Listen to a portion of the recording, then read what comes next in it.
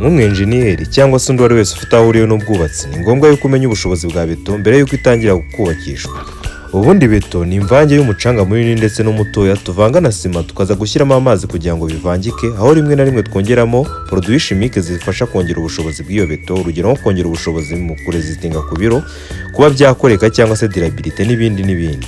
Iyo tumaze guhitamo ibikoresho dukoresha muri beto, haba hakurikiyeho kuvanga neza iyo beto kugira ngo tube sure cyangwa se twirinde yuko ibikoresho byakwivangura kugira ngo byose bibe bivanze mu buryo bumwe kandi bungana. Iyo beto yacu imaze gushya, haba hakurikiyeho step yo gukora sample cyangwa se specimen zo gukoreshwa muri laboratoire, aho tuzikora dukoresheje amamode atandukanye kugira ngo tuze kuza kugira sample nyinshi turi buze kwifashisha kugira ngo dupime ubushobozi bwa beto mu minsi itandukanye ya curing.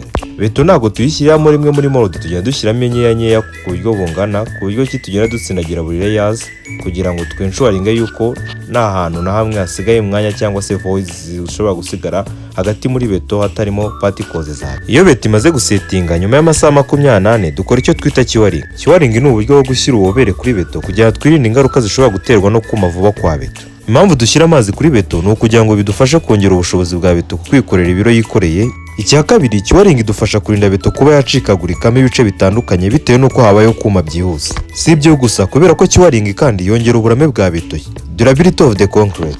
Ikindi kandi dukora curing kugira ngo twongere ubushobozi surface ya beto ndetse no gukuraho imyanda yabiri kuri beto kugira ngo tuze gukoresha specimen isa neza. Curing kandi ni imwe mu mpamvu zituma tugira ubushobozi bwa beto bitewe n'imvange twavanze. Grade of the concrete.